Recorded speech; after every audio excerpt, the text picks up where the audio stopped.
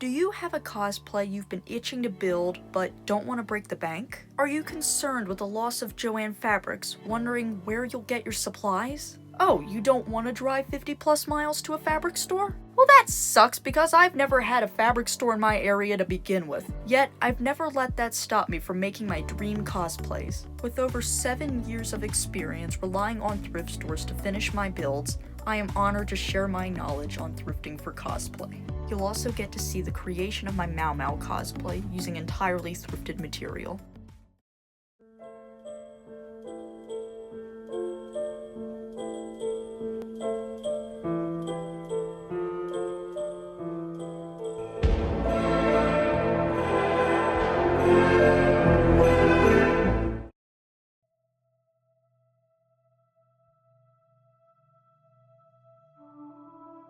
The first thing I always consider when planning a cosplay is whether or not the various elements can be made from thrifted material or will need to be bought specifically. The biggest challenge when it comes to using thrifted material is that you can't necessarily go back and get more if you run out. This is why it is very important to plan ahead.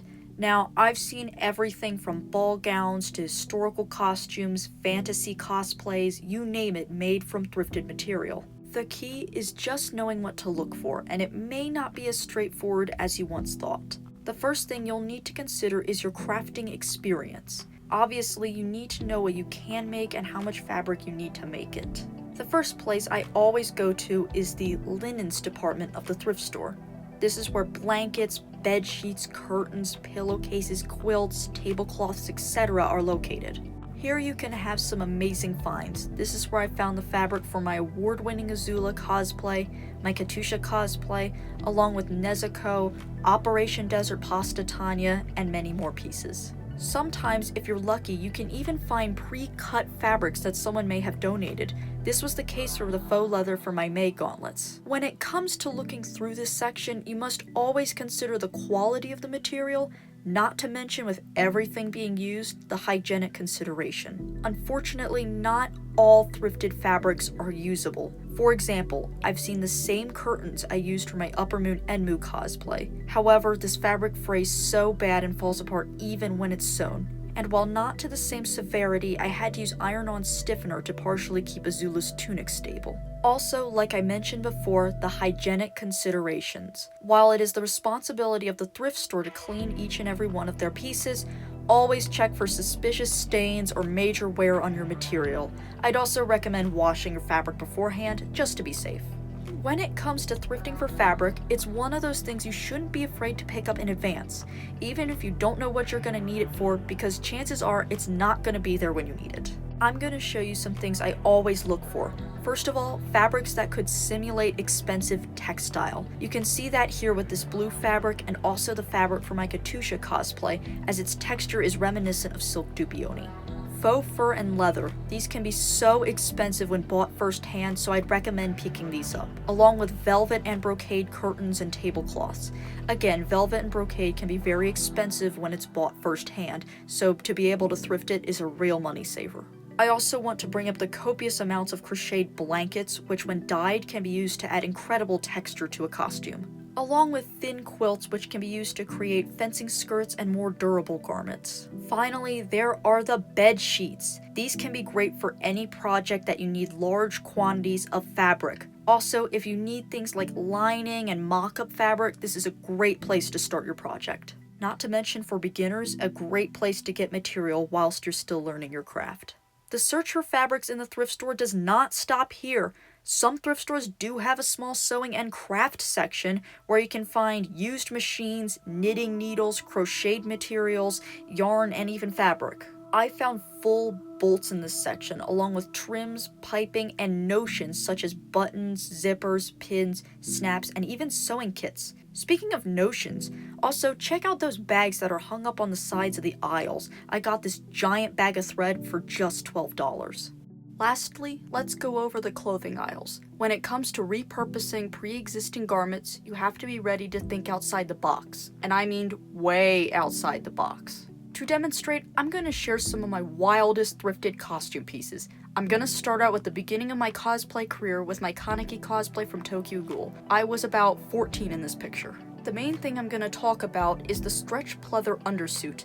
I was making this for Halloween and had a deadline, so I had to use what I could get. Basically, I started out with a t-shirt, a pair of shorts, and a pair of stretch leather pants that had a loose fit, unlike the leggings I needed. I also needed to make sleeves with the same garment, so I started by cutting the pants in the middle at the thigh, then hand sewing them down to fit properly. Then I took apart the rest of the inseam and opened it up at the hip seam, laying it flat. This was then cut into 2 pieces to form the sleeves. Then both the leggings and the sleeves were sewn onto the pre-existing garments, such as the shorts and the t-shirt mentioned earlier. The seams were covered up by the other pieces of the costume. I still look back on this in complete shock with just the level of ingenuity I had to use to get this done. Not to mention, this is back when I hand sewed everything. But it shows how garments can be repurposed and refitted in the most unique ways. The next costume I want to talk about is my Siren cosplay from Love, Death, and Robots episode Jibaro. This is hands down my favorite thrifted cosplay project. Like my Kaneki cosplay, I had a 2-week deadline to create this, so when I was shopping I looked for things like jewelry, dresses with a structured bodice, garments with interesting embellishments that can be removed easily, and anything with sequins on it such as pillowcases, kids' clothes, and makeup bags. The creation videos will be linked down below, but I'm gonna summarize its construction. The only pieces that weren't thrifted were the wig and the gold bodysuit, which were from Amazon. The first thing I did was take a black dress with gold sequin applique and remove all of the applique, then glue them onto the legs of the bodysuit. And yes, I did this whilst wearing them. Then I somehow thrifted a gold belly dancing top. This is a case where thrifting luck comes in, which will also be discussed later. Underneath that, I sewed 2 panels of a gold scaly makeup bag onto the upper chest to fill the gap. Next, I used a sequin pillow, cut it into 2 pieces, then turned them into gloves. To create the arm and leg cuffs, I took various belts and cut them down to length and glued on gems. Now let's get on to the bodice. This piece started out as a simple homecoming dress. The applique on the chest was removed and set aside later, then I cut down the skirt and turned it into a bodysuit. Next, I took a kid's sequin dress and cut it into the corset-like pieces that fill the bodice. Before it was added, I painted them with the gold and teal gradient. This fabric was also used for the bottoms. Then I used these seed-like beads that I pulled from a dress and glued it between the sequin pieces. Then I found as much jewelry as I could and pieced them together to create many of the details of this cosplay, with many of the blue rhinestones and pearls being left over for my Grand Duchess Sophia cosplay. And that only covers the bodysuit, let alone the headdress, which was created with strips of thrifted fabric and jewelry as well. Needless to say, it was an incredible endeavor. Like I did earlier, I'm going to mention pieces that I look for when it comes to thrifting for pre-made garments. Again, this is going to depend completely on your project and your needs. Long skirts and dresses for pieces that need more fabric. Embellished garments for applique. These are awesome to cut out and add onto costumes. Also, pieces with embroidery can be sewed on as well. Anything with a unique texture. These can be added to costumes to increase the texture. Paying attention to texture can really elevate one's costume greatly. Last but not least, I'm going to bring up the annual Halloween section at the thrift store. Obviously, you can find props, pre-made pieces, along with more extravagant garments you wouldn't find every day. These can be repurposed or just used as they are.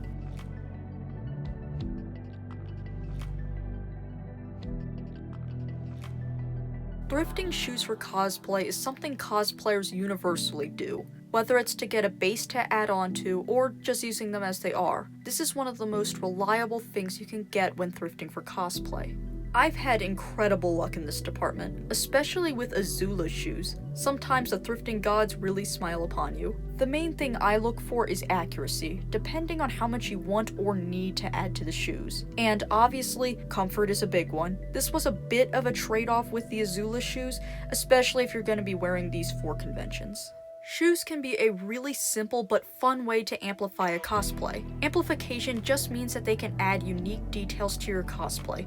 A unique shoe can be a really easy way to make a cosplay a little more interesting. As I mentioned earlier, I recommend looking during the Halloween season, as you can get some really unique pieces.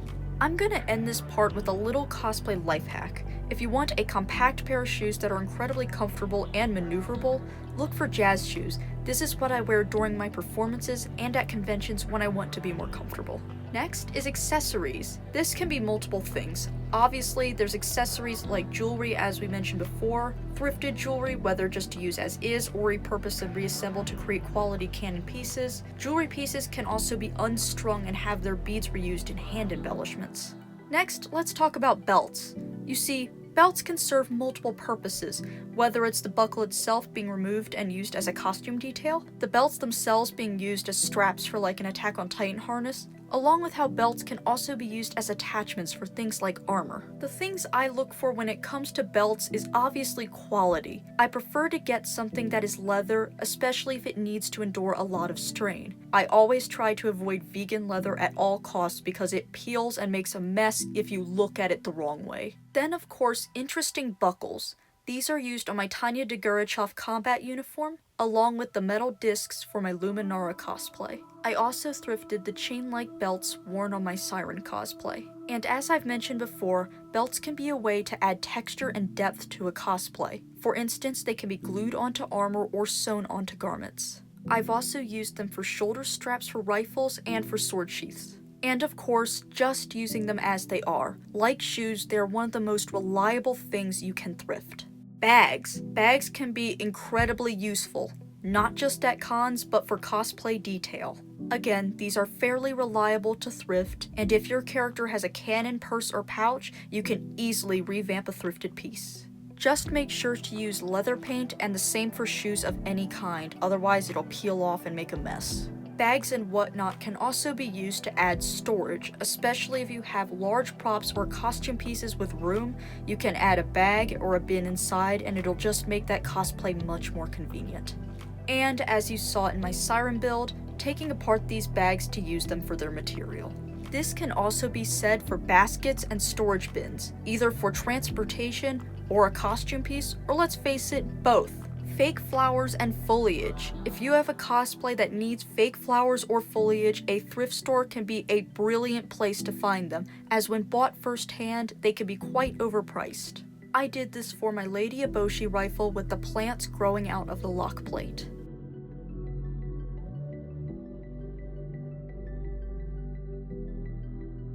As I mentioned before, when it comes to props, you can find many in the Halloween section. The only problem is it's annual. However, the toy section can also be a great place to look, especially if you need sci-fi blasters, plastic lightsaber hilts, toy swords, fake hardware, etc. These can be added to, or just repainted to give an incredible look. Also, if you want moving parts on your costume, it occurred to me one could take apart a toy that has a simple movement mechanism and repurpose it for a costume piece or prop, which can be a great way to learn technical skills. Now, when it comes to armor, not only is this something I'm not as experienced with, it's also not something I've had luck with at the thrift store. However, EVA exercise mats might be tangible. I've also seen so many incredible recycled armors made from things like plastic bottles and cardboard boxes and other secondhand materials. That is a whole medium in cosplay that takes a lot of ingenuity and skill. Pieces like toy helmets can be used as bases for these projects, and shields can be repurposed and built onto. If anyone has any input on repurposing household items and thrifted pieces for armor, please comment it down below and share your knowledge. Now let's talk about tools. I'm going to be blunt here, buying tools for cosplay is something you should invest in, as it's what you'll be relying on during the thick and thin of your cosplay creation. So this is not something I would recommend relying on buying secondhand, especially when it comes to equipment like dremels, drills, safety gear, or any major hardware, mainly because you won't get a warranty if it breaks. However, you can still find tools secondhand, whether it's wig styling tools like blow dryers, crimpers, and straighteners, or even appliances like steamers. Other than that, you definitely need to inspect the quality of what you're purchasing, especially if the equipment can be hazardous.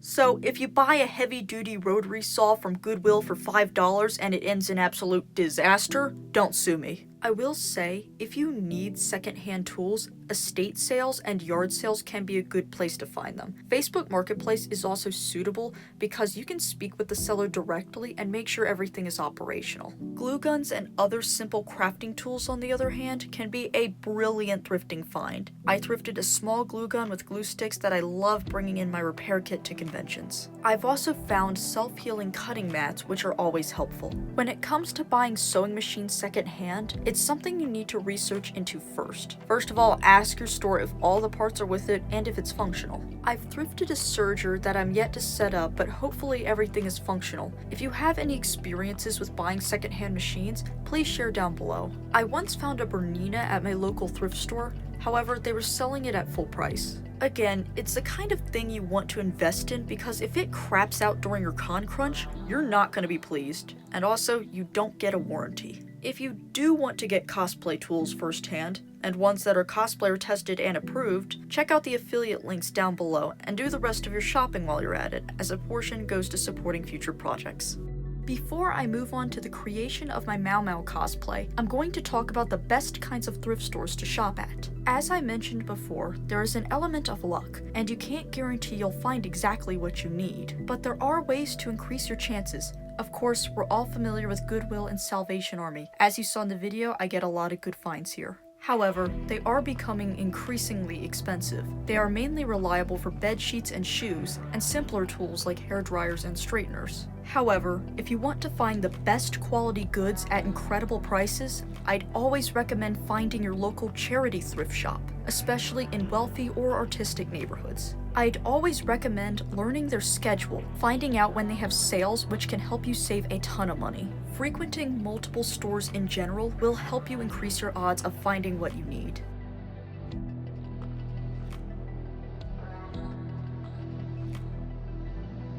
The first thing that we all do when making a new cosplay is composing a list of materials. When you're making a cosplay out of thrifted materials, the process is the same. You have to look at each element of the cosplay. So for Mao Mao, we have her shoes, her skirt, her top, along with her basket. The basket was something I already had, I just added straps to it. The other thing I already had for this cosplay was the skirt. I know, I somehow thrifted a Chinese Hanfu horseface skirt. Again, thrifting luck. However, I saw plenty of fabrics and pre-existing skirts that could have worked just fine. But essentially, what I was looking for were her shoes, which are just green ballet flats, and green fabric for her top along with its various accents, such as the cuffs and the collar. Obviously, I searched the linen section. This is where I eventually found what I needed, but it wasn't that straightforward. I also looked through the dress section along with pre-existing garments that I thought I might have been able to modify. The first trip, I did not find what I needed besides the shoes. What I ended up purchasing was a green bedsheet for the lining and a green tablecloth for the fashion fabric, a pillowcase with embroidery on the edges for the cuffs, and 2 men's shirts that would be pieced together to form the collar. If you've seen my prior videos, then you know I love to amplify my cosplays,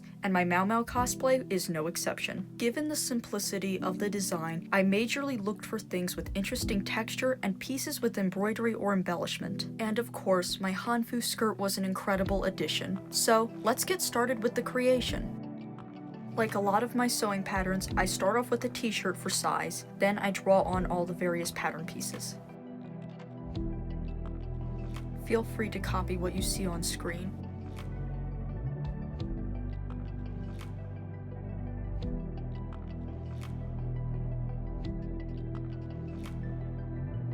I started out with my bed sheet to act as both my lining and a mock-up, then I moved on to the fashion fabric.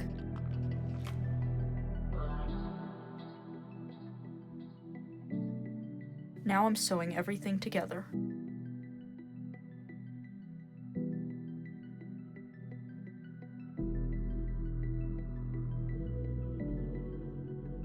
Then I took the edge of this pillowcase, cut it out, and sewed it onto the sleeve.